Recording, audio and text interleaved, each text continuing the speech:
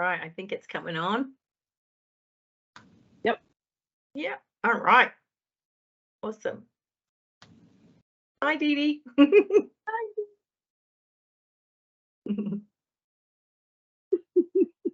All right. She's working her audio.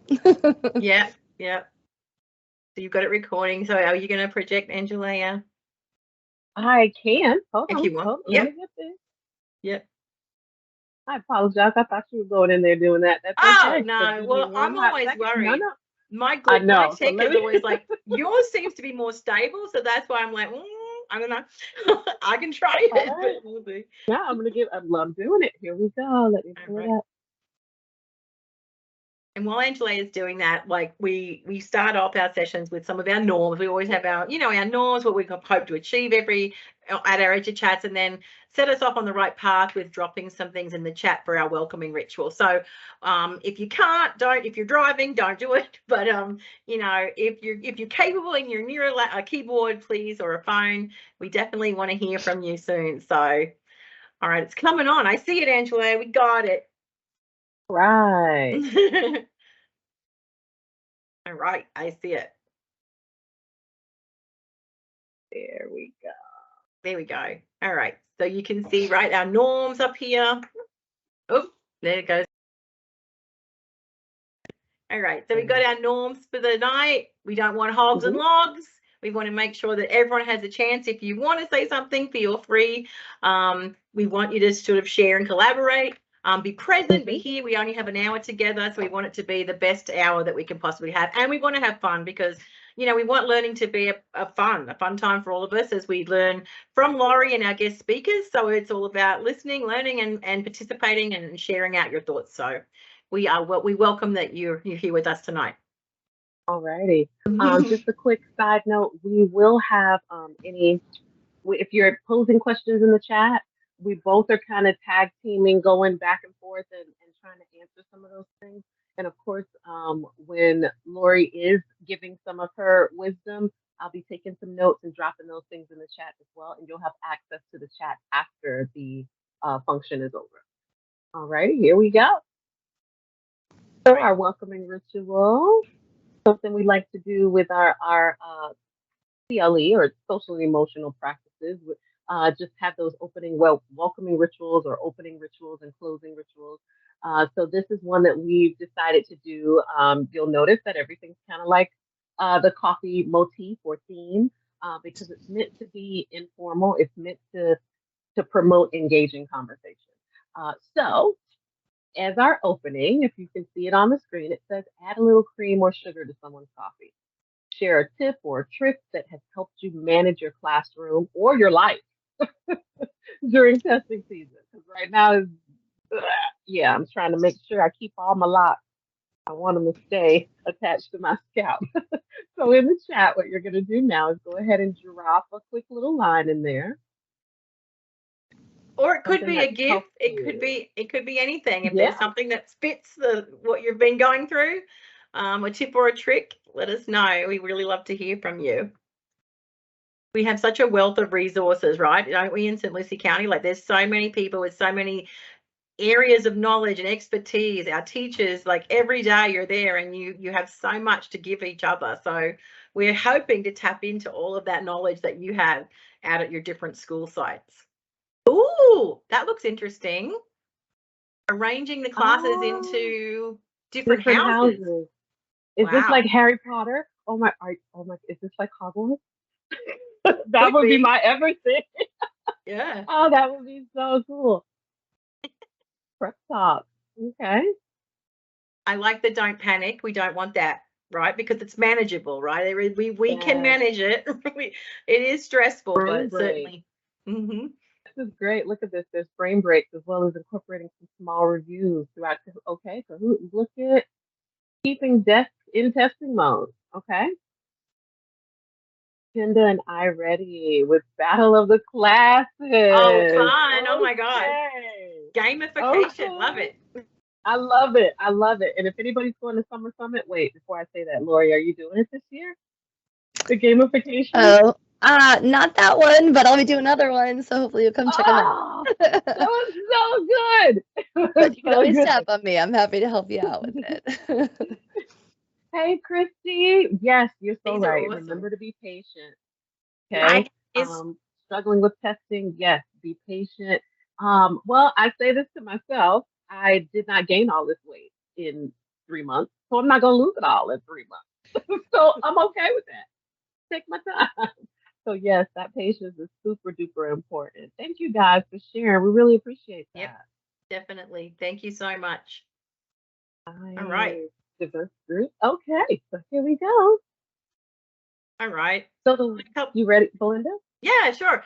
Just so you are new, we do have a few new people here tonight, some regulars, so we're happy to see you back. But if you haven't been to an EduChat before, like we said earlier, we love to have fun. It's a professional way of learning, but it's an organized, structured way of learning, right? And we do extend learning from PD on demand. So we do have it's in Canvas, and these are micro learning modules. So when we get to EduChats, it's almost like an extension of that, where we can talk about what we've learned in those modules, some of the activities that we've done and we've practiced, and it's a share out time. So the EduChats are about that, but we've also combined it with our Slips talk. So we want to have it where that continued conversation happens.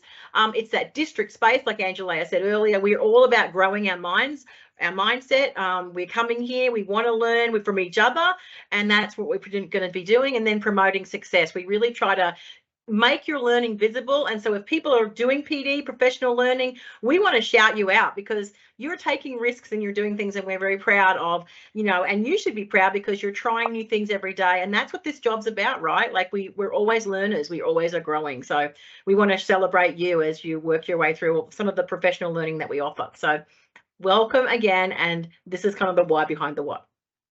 Yep. And speaking of shouting out, we do have a SLPS Learning Leaderboard, and it's in our PD On Demand course. So if on the screen, Angela has it set up so you can scan that and you can click on the screen, and it will take you to join up for that PD On Demand if you want to see what it's all about. If you haven't heard of it and you were curious, you want some quick 1 hour learning and get those modules and get the PD points, you can see all the people we've been celebrating from month to month, because they're the finishers and completers of a lot of the modules. And so we're very excited to always, to celebrate and say, hey, you guys are doing an awesome job. So we are very excited for you too. So we love to shout you out. Mm-hmm. All right, Angela. All righty. So managing testing season. If you had an opportunity to check out PD On Demand, these are, just a quick overview. The way things are prepped, there's about 4 big rocks, so to speak. Any Leader in Me people out there, you know what I mean? And those 4 big rocks we chose are teacher wellness, building success in the classroom, culture and learning environment, and then teacher staff. So teacher wellness is just that. It is all about teacher wellness, your mental health, your well-being, all great things to help with for teacher wellness.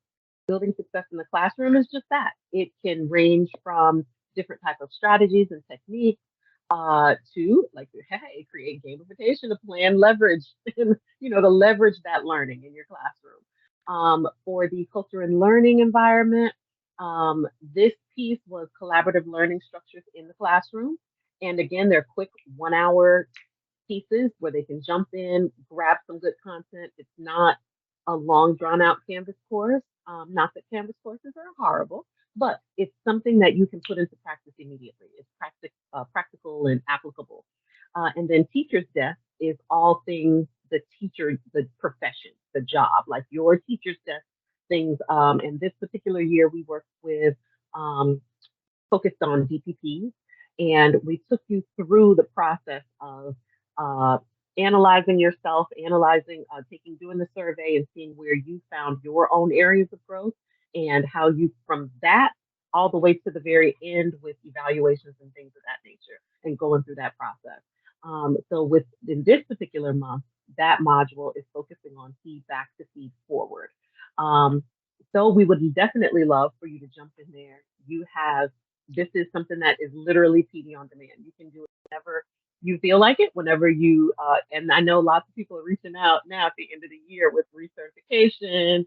And yes, this time with us this evening is an hour. And if you complete these PD on demand modules, that's another. So it's just another way that we're trying to put voice and choice in your hands, and we're able to try to accommodate more people. Because some people just want it quick and dirty.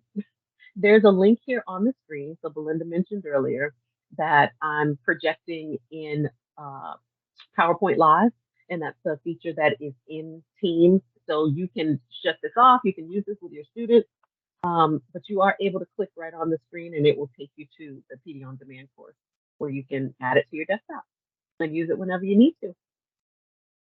All righty, we've got other good stuff happening.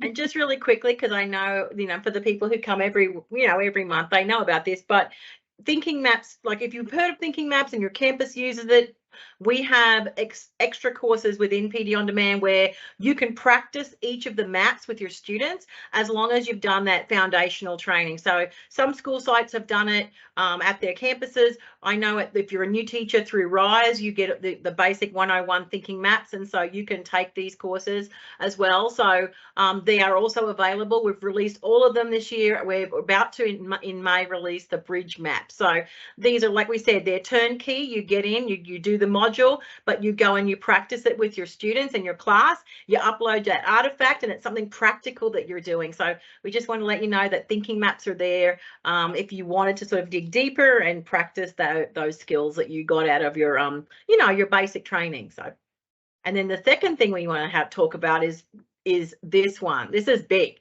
If you're unaware of I Succeed or haven't heard about it, there is so much in there. Caroline Redding, if you've heard of her name, she has put together amazing resources and things in there for you from everything from looking at developing your behavior management plan to tips and tricks and strategies, all about data tools, using them, classroom management topics. So if you ever want to, again, dig deeper with those things within PD on Demand, the I Succeed units are really powerful. So we recommend, if you haven't, check them out. They're really cool. And they're really practical. Again, this is a quick stop to jump in there and grab something from the Tough Kids Toolbox or anything of that nature. You can jump right in there and grab some things that you could apply right away. And also Caroline will come out. So if you're in there, as the course designers, Caroline will give you feedback. She'll come out to your classroom. She'll help you. She'll be with you for just a sounding board, whatever that you need. She's really, really happy to help out. So definitely, if you need it, it's there. There we go. All righty. So we have a parking lot. So you can ask questions within the chat. You can drop those in at your leisure.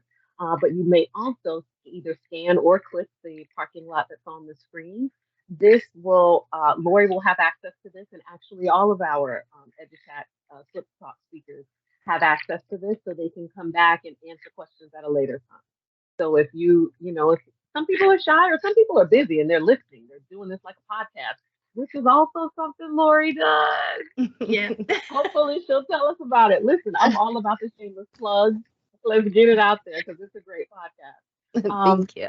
So they'll be able to go in and answer any additional questions and things like that. So you have this option here on the screen now. We'll also drop the link in the chat. And if you have a phone, if you're sitting in front of a computer, you can scan that QR code that's on the screen. Okay. Give me 1 second. I really do. All right. So I just dropped that in the chat. We both did. That was great. Oh, well, there you go. You got it twice. Alrighty. So drum Here we roll. go. Without further adu, Laurie Boyer, coordinator of Magnet Schools. She is our SLPSTalks teacher engagement this month, and she's here to share her tips with us, and we are excited and privileged to have you. So welcome, Laurie. Thank you. Thank you. I appreciate it so much. I'm just going to go ahead and get my screen set up here real quick. Oh, we see it. Awesome. Yeah, and then those are my little people in my life. Give me 1 sec. And I'm using Canva for my presentation. So if you guys haven't used that before, it's actually pretty cool. And they also have the presenter view, and they also have Canva Live. And I don't know, I would say check it out. You'll probably like it. So let me know, do you see my full screen of student engagement strategies? Yes. And I just dropped the Canva link in the chat if you're interested in that too. Oh, perfect. Awesome. You guys are so good. All right. So just to share a little bit of background, I've been in the district for many years, and I've been blessed to have many different opportunities to work in a variety of roles. So everything from elementary to high school and pretty much everything in between. I've been at underperforming schools. I've been at high-performing schools, and some roles I've held along the way are obviously classroom educator, math coach, literacy coach, instructional specialist for the fragile or state watch schools, been a part of the talent development team, STEAM leader, and currently I'm the magnet schools coordinator, in which I oversee a $12.5 million grant to infuse STEAM in our magnet schools. So I've always had a love for learning and helping students and teachers, and I truly do enjoy doing that on a daily basis. So I just wanted to say thank you so much for spending your time with me this evening as we learn about student engagement strategies for innovative instruction. And a side note, I've been kind of sick this week. There's lots of yuck going out there in the world. And so I do have a raspy voice, but this is next level raspy, so I apologize. All right, so I saw in your slides earlier, ladies, you said that the key is you have to be able to laugh during the session as well. So with that being said, I've included this slide because, yeah, that's pretty much what we feel like when it comes to May, and we're trying to manage our classroom. However, use some of those I Succeed initiatives to help you out with that. Or, you know, you might be counting down your days like he is there, Tom Hanks, or can anyone relate with the beginning of the year where you're soaring like an eagle, you feel like, yeah, I got this. And then about mid-year, you start to get those eye twitches. They kind of start like an owl. And then by the end of the year, I know so days I truly look like this because there's awards, there's grades, there's field days, there's graduation stuff, there's everything in between. So just know you're not alone. We are all in this journey together. So it's going to be okay. I swear, Laurie, that's definitely like how I feel, right? Definitely. Yeah. I relate to that one on the right, particularly. Yeah. I feel like it's like a personal picture, you know what I mean, of myself sometimes. Yeah. But with all that being said, you know, I just want to say thank you because you do have every right to be tired. You've spent almost 180 days or more educating your class. That's over 1,000 hours, and you've worked so hard. So it is okay to be exhausted, and that is normal. So thank you. All right, so tonight you might be wondering, well, why engagement? Well, I want to share some fast facts with you. According to some Gallup polls that were conducted over the past several years with students in grades 5 through 12, they found the following when it comes to engagement. At the end of elementary school, engagement is very strong with students. Nearly 75% or 3/4 of the students report high levels of engagement in their classes. But unfortunately, similar surveys have shown a gradual and steady decline in engagement from 5th grade through 10th grade. At middle school, it's about 50% of students report high levels of engagement, and about 1/3 of high school students report the same. Now, I know that that's not any kiddos in your classes because you guys are rock stars, but it can't hurt at this time of year to talk about engagement and some quick wins that we can implement in our classroom to help all succeed. The truth of the matter is engaged students are more motivated to learn, and student engagement increases active participation and their retention. So in addition, it fosters a positive classroom environment, and it helps to build strong student-teacher relationships, which are really key. We all know that as the school year progresses, it could be more difficult to engage with students, right? As those pictures depicted, we tend to go from thriving to surviving, right? However, today we're going to chat about some strategies you can use in your classroom to help engage students through the end of the school year. And I think that's, Laurie, like, I think that's so true. You're saying, like, this time of the year, like with this, that crunch time, you're going through March, you're getting ready to prep, and, you know, you're at that point where it's like the students are like trying, you know, you want to keep them going, but they're shutting down. So, and that summer is coming. We're trying to stem that summer brain drain. So what can we do to keep them engaged? Yeah, so absolutely. We're all ears. So thank you. Yeah, no problem. And it's never too late, you know, because you might be sitting here thinking, well, heck, the 4th 9 weeks have already started, right? It's too late. We're almost done with the school year. Absolutely not. You know what? Let's make the next 5 or 6 weeks of the school year some of the best ones for you. And, using some of these strategies will help you. So first and foremost, you want to set clear goals and expectations. At the end of the school year, it's essential to set these. You want to make sure that students understand what's expected of them and what they need to achieve to succeed in their studies. So I can't ever underestimate the value of utilizing rubrics and really detailed instructions to help students complete their work. Honestly, it's worth your loading in the front end, because then when you're instructing in your classroom, it will literally help with less interruptions, and kids will really understand what it is that they're supposed to be doing. And I know that sounds maybe simple, but I can't tell you how many classrooms I've gone into support, and if there was just some more clarity or direction that was provided in different ways and different stages throughout the lesson that was being given, the results would be fantastic. This is also a great time to teach students about how to reflect on their school year and set goals for the remainder of the year. It's an opportunity to teach them to set short-term goals as well as long-term goals, which will set them up for success at the start of the next school year too. So listen, there is no need to reinvent the wheel. Here's just some quick templates that I found on Canva. They're customizable. You could make them however you want, and everything from kindergarten classrooms all the way through 12th grade classrooms. You can see here that, we have younger goal setting forms that we use, like the one called Swimming Towards My Goals. Then we have a simplified template at the top here, in which students can brainstorm beforehand or maybe, with a thought partner, and then they can simply write down their top 3 goals. And then lastly, we have a template that focuses on setting, say, like 2 goals, since we have, a short period of time left, 2 goals, and helps them determine the steps they need to take in order to achieve those goals. Now, these are out there. There's other resources in which you could use for goal setting rubrics. And I know I wanted to start with this one because oftentimes when we think of goal setting, we think of it like 2 times of the year, at the beginning of the year, school year, sorry, and then we think about it for a new year, like in January. But honestly, taking the time to reflect and set some goals is so purposeful at this time of the year to keep kids on track.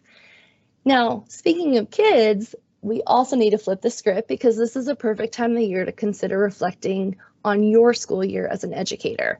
You may want to set goals for yourself for the rest of the school year. And when I'm talking about these goals, I'm not just talking about professional goals only. I'm also talking about personal goals.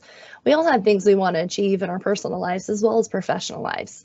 So whether you're a first-year educator or a well-experienced educator, it can help you be your very best self. So we're often too busy in our day-to-day lives. As we all know, there's never enough hours in the day. Oftentimes, it's hard to find time for that potty break, right, as a teacher. But you'll know that if you do take the time to do this, it will be great to reflect and celebrate all that you do. Every year, I reapply for my Microsoft Expert certification, and it requires me to reflect on my year and all that I've accomplished within EdTech. Well, I'll be 100% transparent. When I first started applying, I remember thinking to myself, look, it's the end of the year and I don't really have time for this. And boy, was I wrong. It has truly been instrumental in helping me reflect on how far I've come over the course of the year, and it also helps with my future focus as it makes me look for areas that I could grow in. Also, as the school year wraps up, it helps me kind of put into play, what can I focus on over the summer? Hopefully from a comfy spot on the beach or in your backyard sitting at the pool. But, maybe there's an audiobook you want to listen to on a certain topic, or maybe there's something that you want to do personally or professionally. And it really just helps to kind of catapult that as we go into the summer months too. So has anyone ever used any goal setting in their classroom and seen success with it? I'll just leave it out there in the chat for a second. Laurie, would you mind if they came off? Oh, please go for it. Yeah. Okay. Absolutely. So yeah, if you feel, share with us or drop in the chat. Either way. Yay! I dropped it in the chat already because I couldn't help but share. But I've done vision boards with students, and I've done them where people you can go to Goodwill and you can pay $2 and they'll give you a crap ton of magazines and different things. Or you can have, put a hootie hoo out on Teams to your school campus and have them bring some things in and just get some poster boards and just have the kids really reflect and think about how do they want to grow. That's also kind of planting that seed so that it's, hey, this is your responsibility. It's your knowledge. So if they create these things, then they get to see it every day. And it's a reminder, something to work towards. So we've done it digitally as well, but now with Canva and all their new tools, like that would be super cool to do it that way as well. Okay, I'm done. Well, no, I appreciate you sharing that because honestly, I think those vision boards are really important. It does help you see literally, what it is that you're working towards. And oftentimes I remember even as a classroom educator and with my peers, we would say, oh, it's the end of this grade level and you got to prepare for your next grade level. We said it so much. And yes, we were doing that from an academic standpoint with the standards in which we taught or retaught to set them up for success for the next school year. But it's really important for the kids to actually understand what that means. And this is kind of, a stepping stool to helping them get there.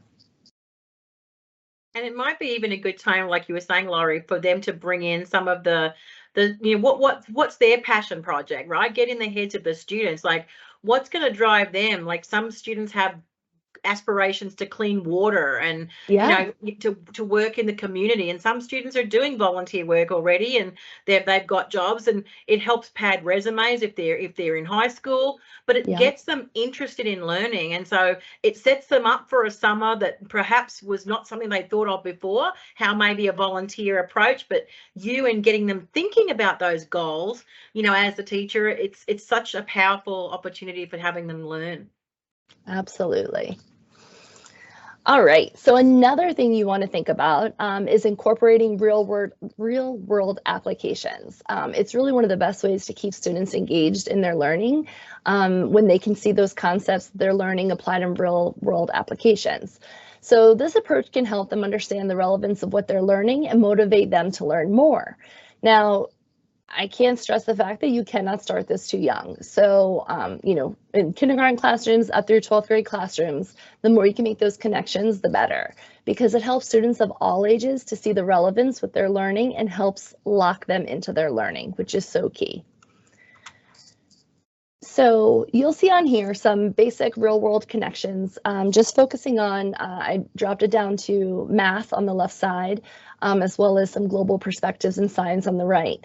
With math, fractions are everywhere. Well, yeah, oftentimes we think about things like, oh, we can make a connection to cooking, but guess what? Have you ever been in an elementary school and made a connection to how to make slime and using fractions? I promise you'll hook them. Also, from a high school perspective, oftentimes we're talking to kids about, graduation and, what percentage of kids and what's the fractions, related to the graduating class. Well, that's really helpful. This one falls under fractions and percentages when you could talk about, well, what does being in the top 10% really mean? What does that equate out to in your environment? It's math that needs to be learned and taught, and it's just a great way for them to understand it better.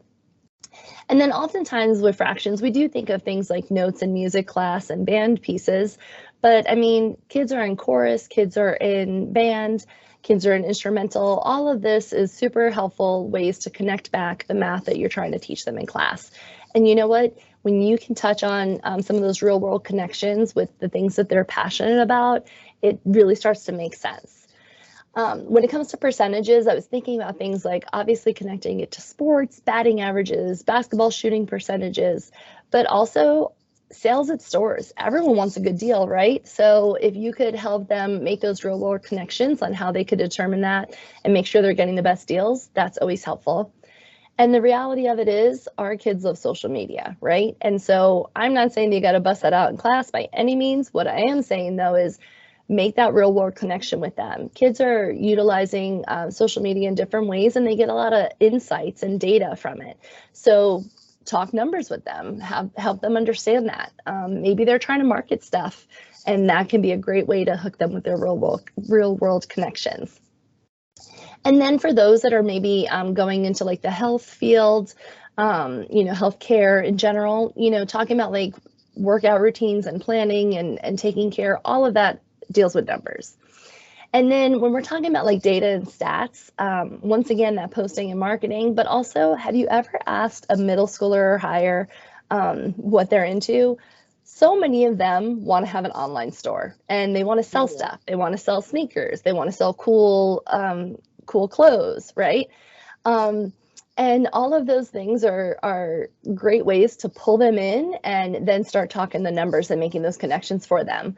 Another one that I find to be pretty darn powerful is geometry and how it's present in our real world. That's totally engineering. And when they can make connections to things that are happening, right, different statues, different buildings, different structures, and making those geometry connections, that's huge. On the flip side, I threw in there with some science and global perspectives.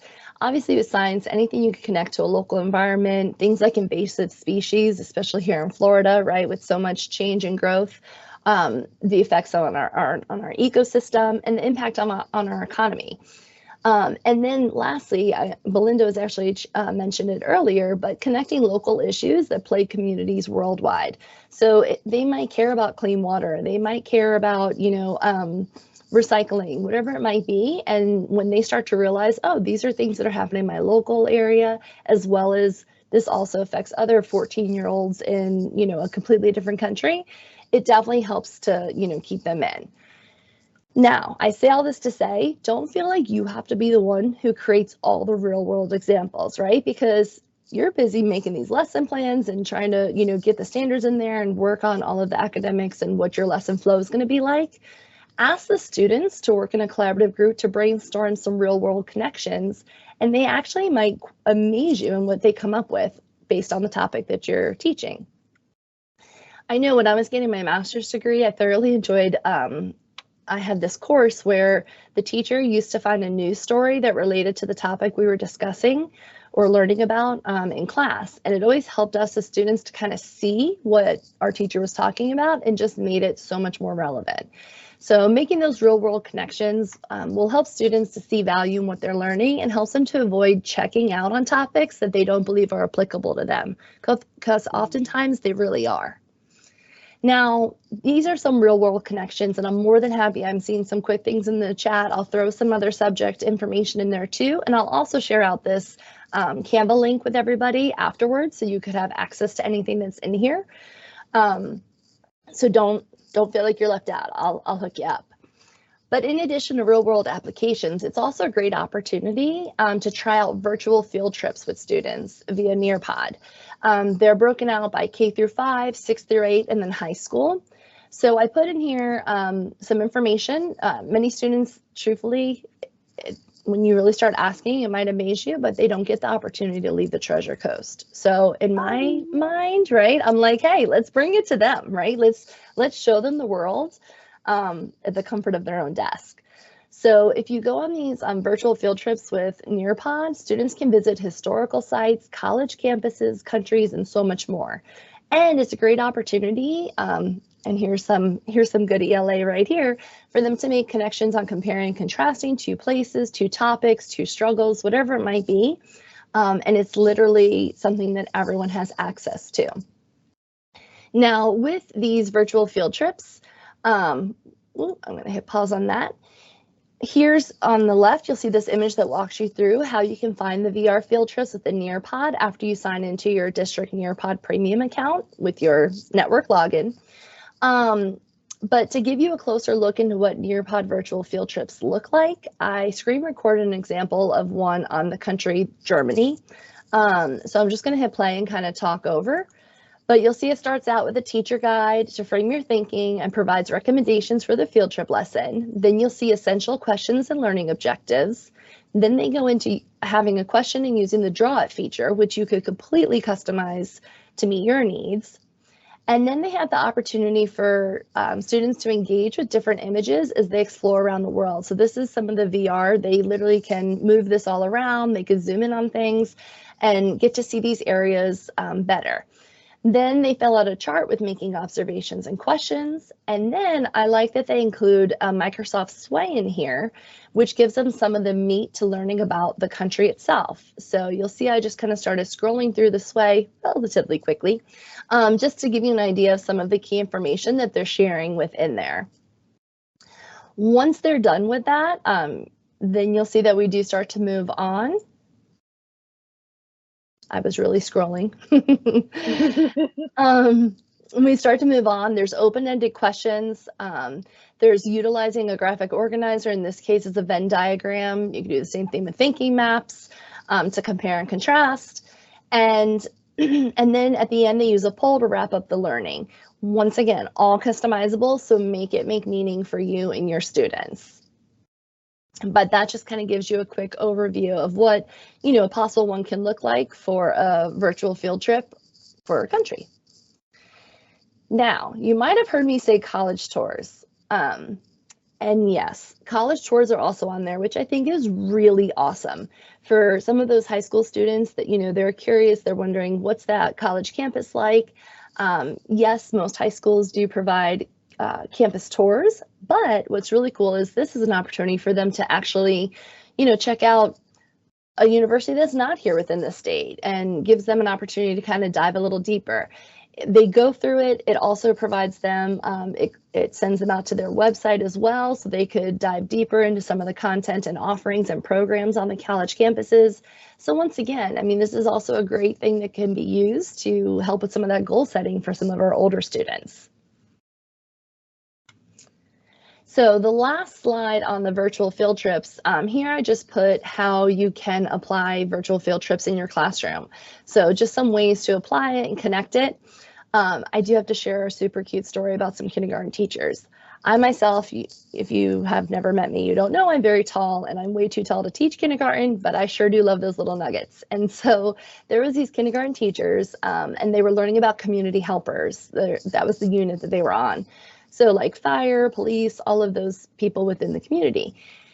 They went and they got some footage and pictures from a firefighter friend that they had in another state, and they threw it into a Nearpod. They actually started it off, all the teachers on my grade group did it together. They pretended like they were getting on the bus and they were like, "Ooh, I'm so excited, we're for our field trip." It was just really cool. It brought like an authentic feel to it for kids. And they put that footage in there. And then after that, they went to our local St. Lucie Fire District website and got a lot of information and pictures from our local fire stations and what firefighters do in their own community. And then they added the virtual field trip component in there as well. So they were able to show them what firefighters and fire stations look like in other countries. Honestly, I got to be present for this, and it was so cool because it allowed for great conversations. It had the kids comparing, contrasting community helpers from all over the world, and to see the excitement in these kids to, see pictures and videos and information from, these local community helpers, it was really, really great. So, just think about that too, when utilizing some of these virtual field trips. Maybe there's something that you want to do to connect the pieces for them. All right, so I'm going to move into another tip would be utilizing technology. So I'll be honest, this is obviously my favorite one because I love technology. So I apologize in advance if I hang on this one for a minute. But I truthfully do feel that technology could be a powerful tool to keep students engaged in their learning. Incorporating technology such as videos, interactive games, educational apps into your teaching to make it more interactive and enjoyable is definitely a win-win. And it also helps to switch things up a bit, especially at this time of the year. So you might be saying, all right, technology, yeah, that's great, but where do I start? So there isn't really a specific pathway to follow, as different ed tech learning offerings are helpful in different classrooms and in different ways and with different grade levels. What I am going to do though is say, I'm going to share these 3 different apps with you that all teachers and all students have access to for free in this district. So it's a great starting point. And some of you, may be utilizing some of these applications, but I hope that if you aren't, that you do start, and if you are, that you learn something new today that can help you out. So when it comes to Nearpod, pretty much Nearpod's been an extension of my teaching for a while now. We started using Nearpod, I think it was back in 2018, 2019 at our magnet schools, and it really did help increase engagement significantly since inception. So you may be wondering, what exactly is Nearpod? Well, the good news is it's a web-based app, and it works on any device that has internet. So that means it could literally be used on a phone, a tablet, a computer, all of those it works on. Now, teachers, they can use Nearpod to create these interactive presentations, but what's great about it is all the tools in there. So you could add quizzes, you could add polls, you could add videos, collaborate boards. So that's really helpful when you're, having the kids engage as you're going through this lesson, and getting some info from them, some feedback, quick checks for understanding. All of that can happen right there within the Nearpod platform. What you want to know about Nearpod is that there's two different ways in which it could be utilized. There's the teacher live presentations. So the students join, the teacher is the one who's controlling the movement through those lessons. And then there's student pace mode, in which the teacher creates something and then they can share it out to the kids, and the kids independently can work on that for independent work, for test review, or for a homework assignment. They're in charge of the flow of the lesson at that point in time. Nearpod, as I was mentioning with the virtual field trips, that's obviously a really great thing. But also, too, I want to throw out there, if you are utilizing videos in your classroom, go to the library there within Nearpod, because not only do they have videos in there that are, high quality videos, they've been run through the mill, so, they're appropriate to be utilized in classrooms, but also they have the ability for you to project it at front of classroom. And they have points in which you can stop and ask questions and talk about it. So you don't have to just give Nearpod as, hey, I'm doing this up here, you're accessing it as a student and we're going along. You can also do it just simply for video purposes. Play that video, stop, ask questions, have conversations, then resume. It's embedded right within there, and you could adjust any of those stopping points where you want those to be and what questions you want asked and how you want kids to engage with those, whether it's just verbal or you want them to physically reply. So in addition, another one that I absolutely love is Canva. I've been using Canva for over 9 years, actually. I started using it with not-for-profit work, and I was super pumped to see it grow into the education space, and they've really been thinking about the educator and the student's experience. So in here, some things that are really helpful. Have you ever, because I'm pretty sure we've all been there, had a PDF, and maybe someone shared that file with you as a PDF they created, and you want to make some adjustments to it. But then you go to do that, and guess what? Your computer doesn't have the right software on it. So then you have to put in a Viper ticket, and how the story goes from that point forward. The good news is you can upload a PDF right into Canva and make it editable. So no extra software needed. This is true for you. It's true for kids. It's just a really helpful tool that's in there. Also in Canva, it is a graphic design tool per se, but it allows teachers and students to make slideshows, presentations, certificates, infographics. I love that. I love when kids make infographics about the topic that they're learning, and it helps them to showcase their knowledge in unique ways through design visuals.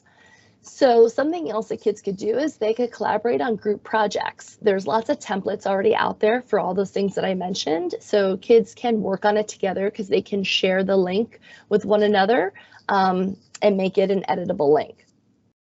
In addition, there's some great data modeling templates. So if you're trying to put together some flow charts or Venn diagrams or strategy maps or decision trees or bar graphs, whatever it might be, you can do all that right there with templates that are already created. So no more staring at just a blank screen saying, where do I start? How am I going to share, this information with kids? Or kids looking at the screen saying, how am I going to share with my teacher what I learned? There's so many templates out there that you can then, make your own. You and your students will love it. They also have something on there, some templates for learning portfolios. So I thought I'd mention that because that could be really helpful, especially as we're ending this school year. But it could help kids in a number of ways. So learning portfolios will help them to keep personal record of what they've learned throughout a class or several classes this school year. But it's also used to assess and reflect on their own learning processes. So it's great to refer to, at the end of the year. It's great to refer to throughout the year. And kids take pride when they can literally show you what they know and what they've been learning, it's quite powerful. So I would encourage looking into possibly some using learning portfolios that are available there in Canva. Now, the last thing I'm going to talk about in Canva is they've really cranked up their artificial intelligence, or AI. So, I say you get the opportunity to harness the power of AI by teaching students to become good prompt engineers. So, for example, you could provide students with an image, and then you could ask them to use resources there within Canva, like Magic Edit, to change different elements within the image.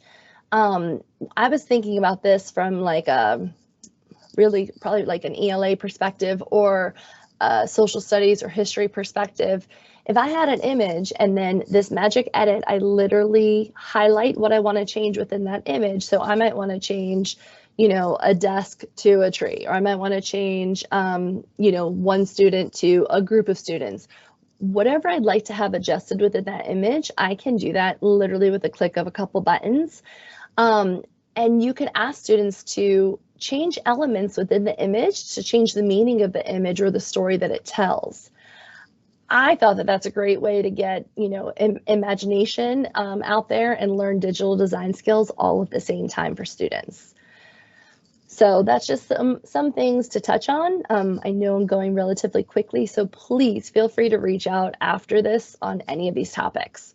And then the last one I'm going to talk about is going with the flow with vocabulary.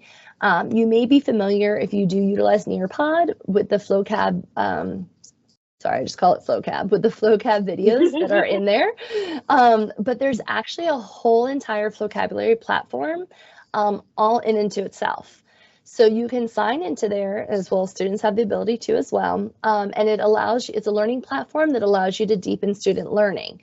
So this is a great tool that could be used to like supplement your instruction, or where you want kids to dive a little deeper and rock their core literacy skills. So lessons that are there in vocabulary, and I promise you, like you'll be kind of dancing and moving along with the music to these songs, because they're very catchy, right, Angelia? Yes, one of my favorites. Thinking from that ELA head. Yep. Is the kids create rap songs.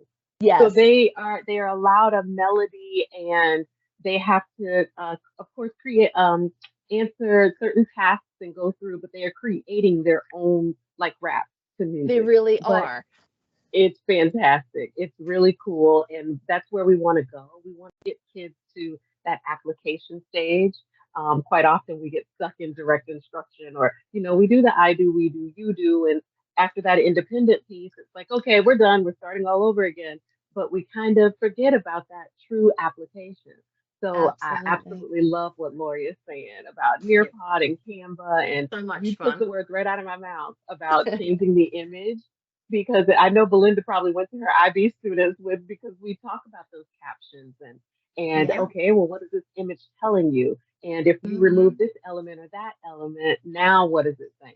So these are fantastic ways to connect with these kids. I love it. Yay! Yeah. And I dropped that in the chat too. So if you're interested more in a lot of other resources, vocabulary being one, some more information about project-based learning and design. So yeah, just some other resources if you're interested in those as well. Thank you.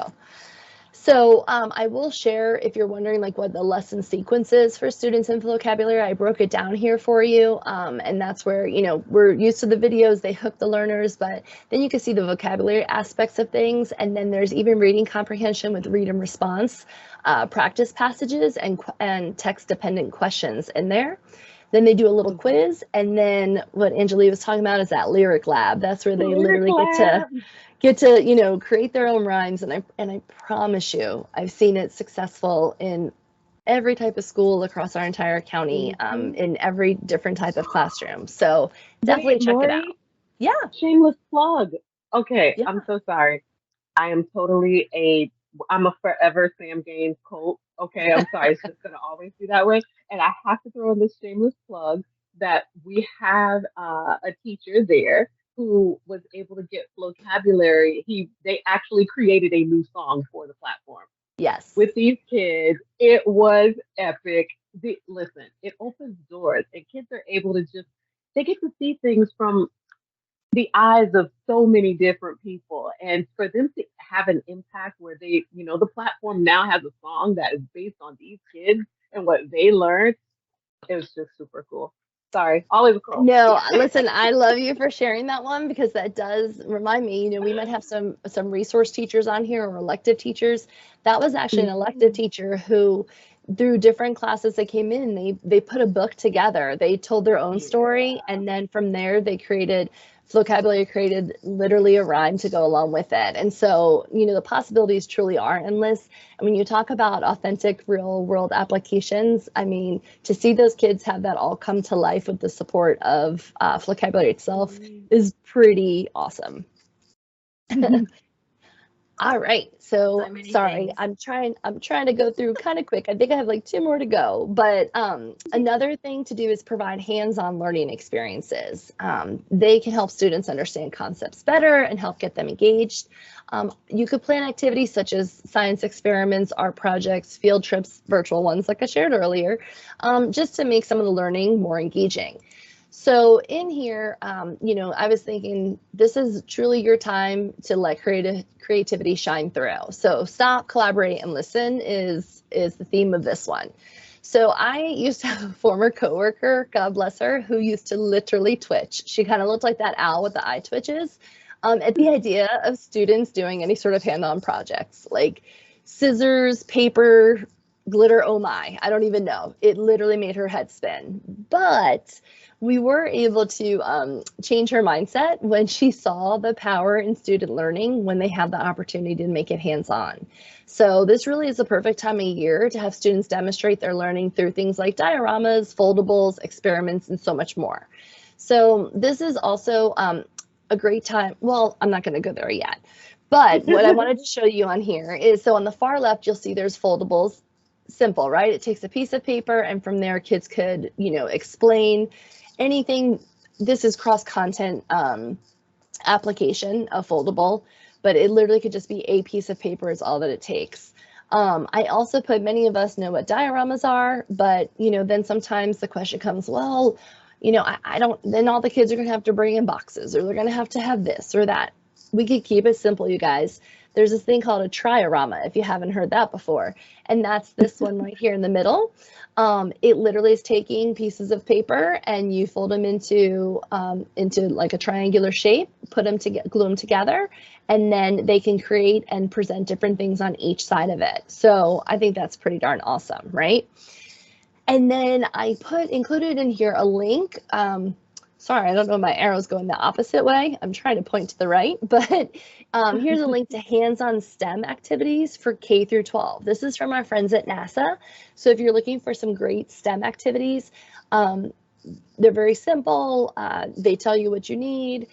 Some of them are more of like an online opportunity, they have online directions for you or an online platform to use along with it. And some are just straight up hands-on STEM activities. So this is, it does let you know what grade levels. So you could click on that link and dive a little deeper into those activities. The other thing I was really excited about too, so I guess this is like a extension to that tech section that I talked about, but Microsoft Flip. This is a great time to connect students with all this great work that they're doing and have them explain their learning using applications such as Flip. So once again, all students and all teachers have access to this for free in the district with their Microsoft login. And Flip allows students to express their ideas asynchronously in short video, text, and audio messages. So you could have students work on one of these, hands-on learning opportunities and then have them use Flip to record themselves explaining what they created or how they worked out a problem, how they worked out an experiment. This is great. I've seen it in math classrooms, literally from 2nd grade classrooms to 11th grade classrooms with Trig, where kids are explaining, this is how I worked this out. And one thing I definitely learned as a teacher is sometimes I could say things 6 ways to Sunday and it doesn't click with the kids, but sometimes when their peers explain it to them, it's like the light bulb goes off. So utilizing Flip is a great way. I did share on here, there's some pre-K through 8 examples of ways you could use Microsoft Flip, as well as some high school ways. Please feel free to check it out and reach out with any questions if you want to dive into that. And then I'm going to move on to honor you guys' time, but obviously offering choice. Giving students that choice and flexibility in their learning can help them stay engaged. So the more times that you can offer them a range of assignments or projects to choose from across multiple means, the better. So I try to throw in here, choice boards. They're essentially graphic organizers that have a bunch of squares, and each square is an activity. And the activities help students learn or practice whatever it is they're learning in class, but it also gives them choice. Well, we're very familiar, a lot of teachers might be like, oh, choice boards, I know about those, this isn't anything new, but I promise you it is, because there's different ways that you can use choice boards. These are obviously paper versions that I put in here to share with you, but you could also use electronic ones. But it's a fantastic way to differentiate learning for students. So most of us are familiar with like the overall like a theme topic choice board. However, I wanted to share with you some variations. So on the far left here, you'll see this is a standards aligned choice board, and standard aligned choice boards provide students with multiple ways to engage with target standards. So each column focuses on a specific standard or skill, and then the various learning activities within each column allow students to engage with the standard or skill in a way that's appealing to them. The image to the far left, it's a deconstructed example that highlights the considerations you'll want to take when designing your standards aligned choice board. So you'll see there's some purple notes in here when you get this link. So it puts some food for thought in your creation of that choice board. Then you'll see in the middle, I have project choice board. Not all students express or communicate their learning effectively or in the same way. So providing students with a project or performance task choice board allows them to select the project or the task they want on the way to demonstrate their learning. So this choice could translate out into higher rates of completion and definitely more robust finished products. And also from a teacher's perspective, you have variety in what it is that you're looking at, that your kids are producing. So it's not so monotonous or boring for you either. And then the last one on the far right, that's a differentiation choice board. You can create 3 versions. Oh no, the lights went out. Maybe they'll come back on. Am I a dark spot? Give me one second. You're good. No, I'm good. Yeah, you're good. Okay. Differentiation choice boards, some teachers might choose to create 3 different versions, like an advanced, a regular, scaffolded for their students.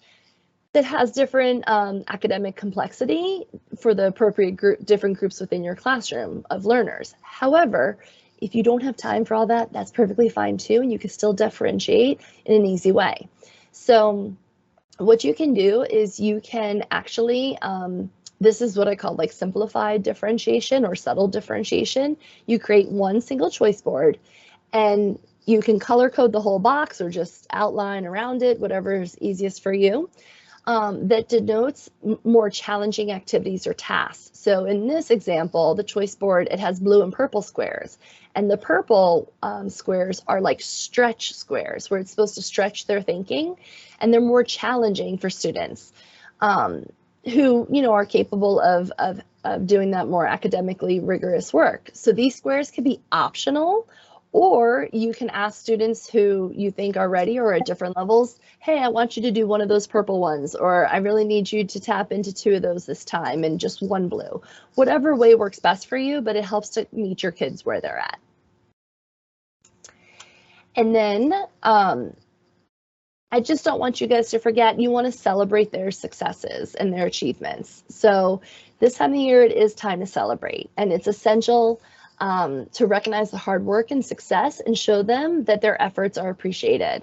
This approach can help motivate them to continue learning and give them that sense of accomplishment that it doesn't matter if we're little kids or big kids, we all want to have that feeling when we're putting in the work and effort. So some simple ways you want to shout it from the rooftop. The little things do make a difference, so don't feel like, oftentimes we are sharing, tangible things with kids. This is what you get for doing this or for completing these goals, whatever it might be.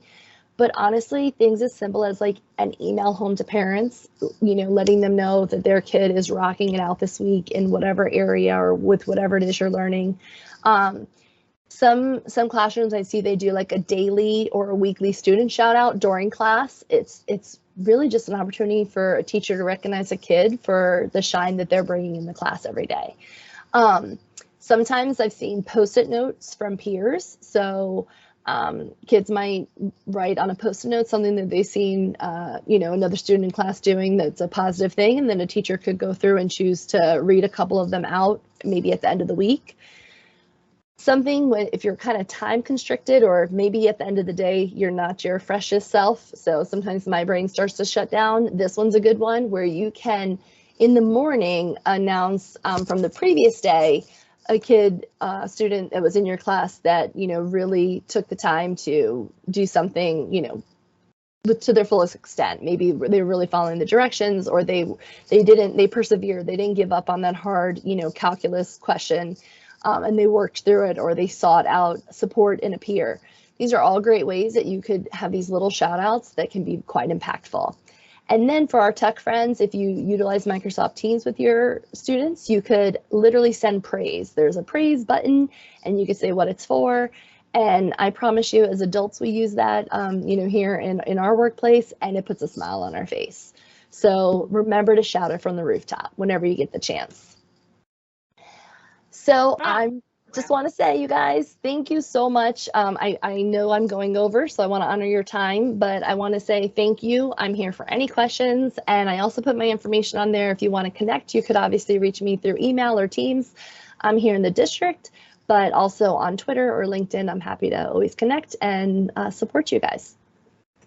And wow, Laurie, tour de force. We have so many strategies and so many things, and it's an honor to have you and share all of this with everybody. And just because of time, we did drop the link to the Padlet. So if you have questions for Laurie, comments about tonight, you want to learn more, that is there for you to, think about tomorrow, Friday, over the weekend. I also just dropped in the chat our attendance. So to get your attendance for this evening, I dropped that form in the chat. So please make sure before you go, so you get your points, to fill it in. So I just want to say thank you again. We really appreciate you.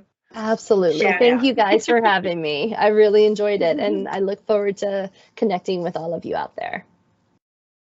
Thank you, Laurie. You're the best. Absolutely. And I hope everyone enjoyed it. Thank you for being such active participants in the chat and sharing. And like we said, we love to have our EduChats and our Slips Talks guest speakers. Spread the word. We want to see you back again. So we can't wait. All right. Well, have a good evening, everybody. Bye. It's a wrap. Have a good night. Bye, everybody. Bye. Bye.